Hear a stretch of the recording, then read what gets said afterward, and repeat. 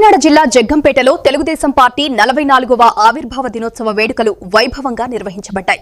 ఈ సందర్భంగా ఎమ్మెల్యే నెహ్రూ మాట్లాడుతూ తెలుగు జాతి ఉన్నంత వరకు తెలుగుదేశం పార్టీ ప్రస్థానం కొనసాగుతుందని, తెలుగువారి ఆత్మగౌరవానికి ప్రతీకగా నందమూరి తారక రామారావు నిలిచారని, ఆత్మవిశ్వాసానికి ప్రతిరూపంగా ఎన్ చంద్రబాబు నాయుడు పనిచేస్తున్నారని అన్నారు. అలాగే భవిష్యత్ రాజకీయాలకు దిక్సూచిగా లోకేష్ ఉన్నారని పేర్కొన్నారు. వారిద్దరి సారథ్యంలో పార్టీ మరింత ఉత్సాహంతో ముందుకు సాగుతుందని చెప్పారు.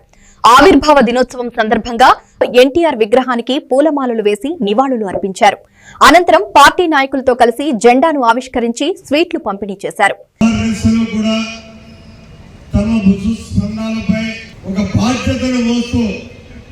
తెలుగుదేశం పార్టీని 44 సంవత్సరాల అంచుకు దరిదేర్చినటువంటి తెలుగుదేశం పార్టీ కార్యకర్తలారా, మీ అందరికీ కూడా శిరస్సు నుంచి పదాభివందనాలు తెలియజేసుకుంటున్నాను. ఇక్కడ తెలుగుదేశం పార్టీ అన్నది రాజకీయ పార్టీలకు ఒక మ్యానుఫ్యాక్చరింగ్ పార్టీ, మా ఫ్యాక్టరీ.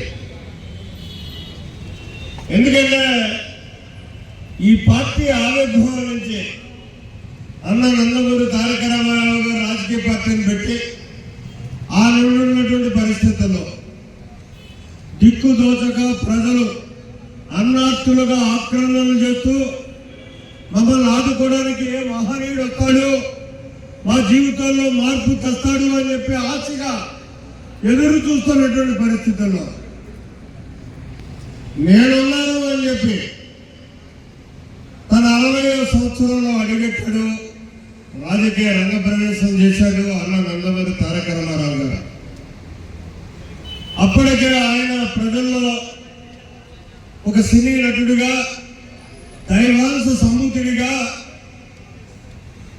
ఆయన ప్రజల హృదయాలు దోచుకున్నటువంటి వ్యక్తి.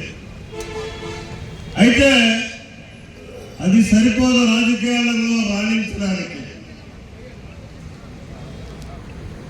కల్మత్సం లేనటువంటి ఆలోచనలతో పథకాలను తయారు చేసి ప్రజలకు అందివ్వాలి. ఆనాడున్నటువంటి పరిస్థితులు, సామాజిక పరిస్థితులకు అనుగుణంగా పార్టీలు రూపకల్పన చేసుకోవాలి, విధి విధానాలను అన్వయించుకోవాలి. అదే ఆలోచన చేశాడు అన్న నందమూరి తారక రామారావు గారు. 1900 మార్చి 14వ తారీఖున హైదరాబాద్ న్యూ అసెంబ్లీ ప్రాంగణంలో కేవలం ఒక 25-30 మందితో ఒక చిరు సమావేశం పెట్టి పార్టీని పెడతాను అని చెప్పి ఆయన అనౌన్స్ చేయాలని చెప్పి ఆ రోజు ఆయన ఆలోచన చేసి కార్యక్రమం తీసుకున్నాడు. అయితే ఇక్కడ వచ్చినటువంటి జన సమూహాన్ని చూసినట్టయితే గదిలో పెడితే సాగేటటువంటి సమావేశం కాదది. వేలాదిగా తరలిచ్చారు.